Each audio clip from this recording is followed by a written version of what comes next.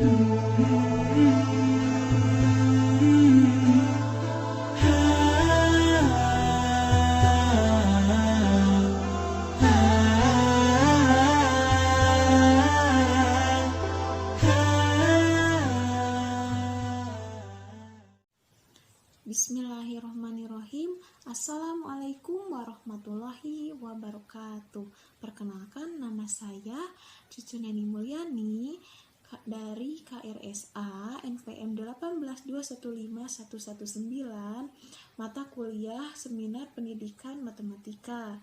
Di sini saya akan membacakan surat Al-Kahfi dari ayat 1 sampai 10.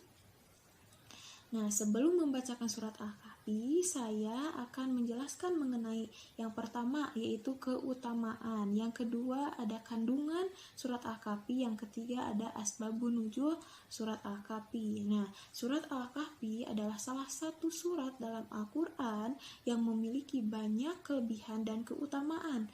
Maka, sebagai Muslim, kita sudah sepantasnya mengamalkan bacaan surat Al-Kahfi setiap hari atau setidaknya seminggu sekali, ya, di hari Jumat atau malam Jumat. Faedah atau keutamaan membaca surat Al-Kahfi hari Jumat sangat luar biasa sekali dan banyak hadis yang mengatakan demikian.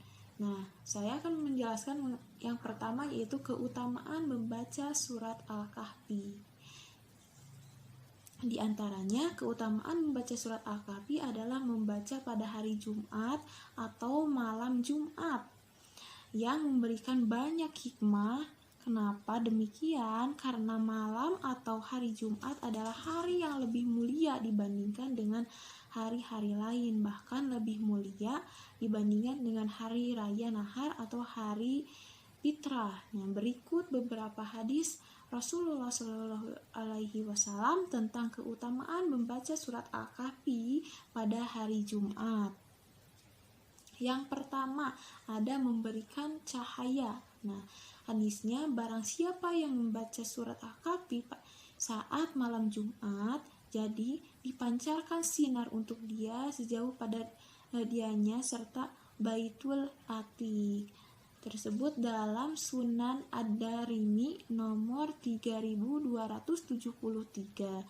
Juga diriwayatkan oleh Al-Sanai serta Al-Hakim.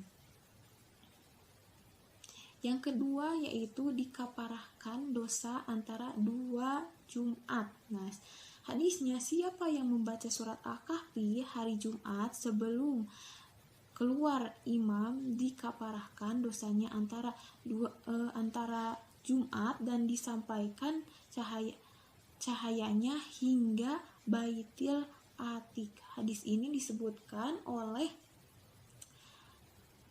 Khalid bin Ma'dan dalam kitab Mughni.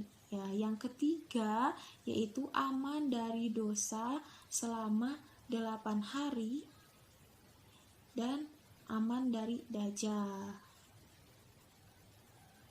Hadisnya dari Ali bin Husain dari ayahnya dari Ali radhiyallahu anhu, hadis marfu, siapa yang membaca surat Al-Kahfi pada hari Jumat maka terpelihara hingga 8 hari dari tiap-tiap fitnah, dan jika dajjal keluar maka ia terpelihara darinya. Diriwayatkan oleh Al-Hafidh Muqaddisi dalam kitab Al-Mukhtar. Ya, yang keempat, diberikan cahaya antara dua Jumat.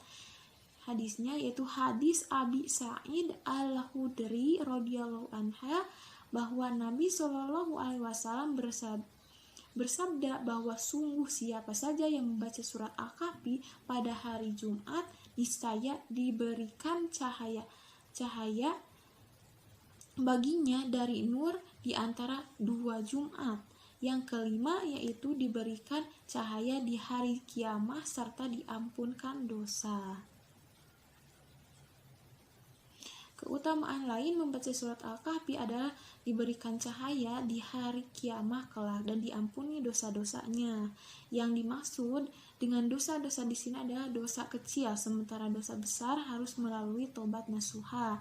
Nah, Untuk hadisnya yaitu siapa yang membaca surat Al-Kahfi pada hari Jumat niscaya memancarkan cahaya di bawah kaki hingga ke langit, lagi menerangkan pada hari Jumat dan diampuni baginya 2 Jumat.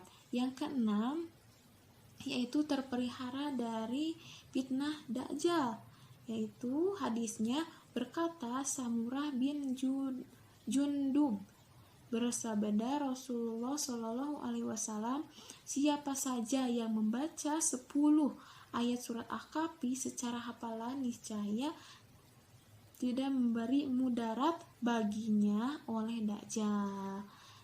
Yang selanjutnya yaitu kandungan surat Al-Kahfi. Nah, surat Al-Kahfi adalah surat yang terletak pada urutan ke-18 dalam Al-Quran dan ia termasuk surat Makkiyah karena diturunkan di Mekah atau sebelum hijrah Rasulullah Shallallahu Alaihi Wasallam. Nah, surat Al-Kahfi dinamakan surat Al-Kahfi karena terilhami dari kisah hamba soleh yang dikejar Raja Dalem dan akhirnya mereka melarikan diri ke gua. Kisah mereka diabadikan dalam Al-Quran, tepatnya pada suatu surat yang kemudian bernama dengan Al-Kahfi. Kisah Ashabul Kahfi ini terletak pada ayat ke-9 hingga ayat 26. Selain cerita penghuni gua, ada kisah lain surat Al-Kahfi yang selanjutnya yaitu asbabun nuzul surat Al-Kahfi. Menurut riwayat kaum Quraisy memerintahkan 2 orang mereka adalah Uqbah bin Abi Mu'id dan Ad-Darn bin Al-Khair untuk menyelidiki tentang kenabian Nabi Muhammad Shallallahu Alaihi Wasallam dengan cara menanyakan kepada pendeta-pendeta Yahudi tentang sifat-sifat beliau, apa yang dikatakan dan lain-lain. Orang Quraisy percaya bahwa pendeta Yahudi adalah orang yang berilmu, tahu tentang isi kitab terdahulu dan tanda lahirnya seorang nabi. Selanjutnya, Al-Kisah berangkatlah Uqbah bin Abi Mu'id dan Nadar bin Al-Khair ke Madinah dan mereka berjumpa dengan pendeta Yahudi. Ternyata benar, pendeta Yahudi mengabarkan berita seperti yang mereka harapkan. Pendeta Yahudi berkata, tanyakanlah kepada Muhammad mengenai 3 hal. Jika ia mampu menjawabnya, maka ia merupakan nabi yang benar-benar diutus. Sebaliknya, jika ia tak mampu menjawabnya, hanyalah orang yang mengaku-ngaku sebagai nabi. Kemudian pendeta Yahudi melanjutkan kisahnya kepada dirinya tentang pemuda pada zaman dahulu kala yang musafir. Lalu apa yang terjadi pada mereka? Mereka sungguh cerita pemuda ini sangat menarik. Lalu tanyakan pula kepada mereka seorang pengembara yang telah sampai ke Masyirik dan Maghrib, apa pula yang terjadi kepada mereka. Tanyakan pula kepada dia apa itu ruh. Kemudian 2 orang utusan itu pulang dan berkata bahwa mereka membawa pulang informasi yang bisa dijadikan sebagai pedoman untuk mengetahui apakah ia seorang nabi atau bukan.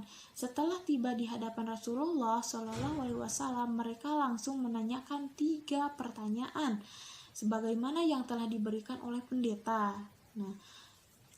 Oleh pendeta Yahudi. Mendapati pertanyaan itu, maka Rasulullah Shallallahu Alaihi Wasallam menjawab, besok pasti aku akan menjawabnya tentang beberapa hal yang kamu tanyakan itu, tanpa menyebut insya Allah. Kemudian mereka pulang dan Rasulullah menunggu wahyu dari Jibril untuk menjawab semua pertanyaan itu. Namun wahyu yang ditunggu tak kunjung datang, bahkan hingga 15 malam. Orang Quraisy mulai goyah dan Rasulullah sedih karena wahyu atau jawaban dari Allah tak kunjung datang, sehingga Beliau tak tahu harus menjawab apa kepada kaum Quraisy.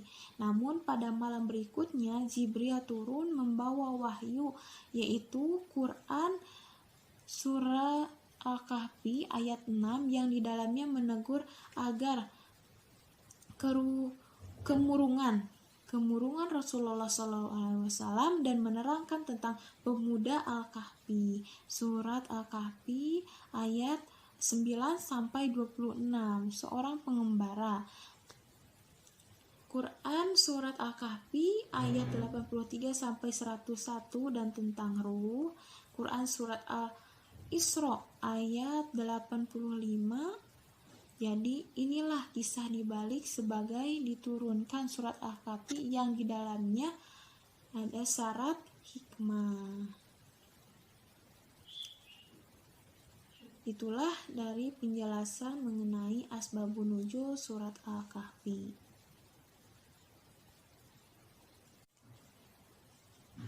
Saya akan membacakan surat Al-Kahfi ayat 1 sampai 10. A'udzu billahi minasy syaithanir rajim. Bismillahirrahmanirrahim. Alhamdulillahilladzi anzala ala abdihil kitaba wa lam yaj'al lahu 'iwaja qayyiman liyunzira ba'san shadidan min ladunhu wa yubassiral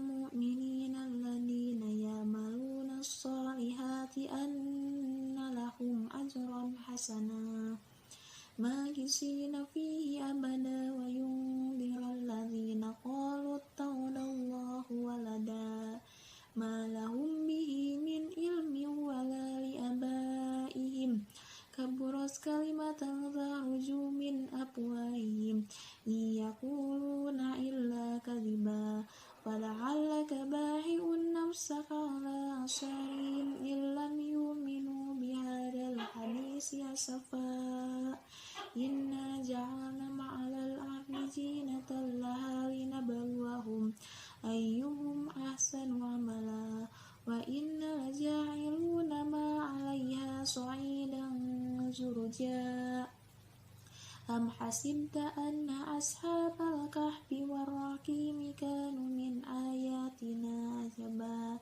id awal fityatu ilal kahfi faqalu rabbana atina min ladunka rahmatan wa hayyi lana min amrina rusada. Shadaqallahul alim. Sekian pembacaan surat Al-Kahfi dan juga penjelasan mengenai keutamaan, kandungan, dan juga asbabun nuzul surat Al-Kahfi. Semoga dapat bermanfaat. Wabillahi taufiq wa hidayah. Wassalamualaikum warahmatullahi wabarakatuh.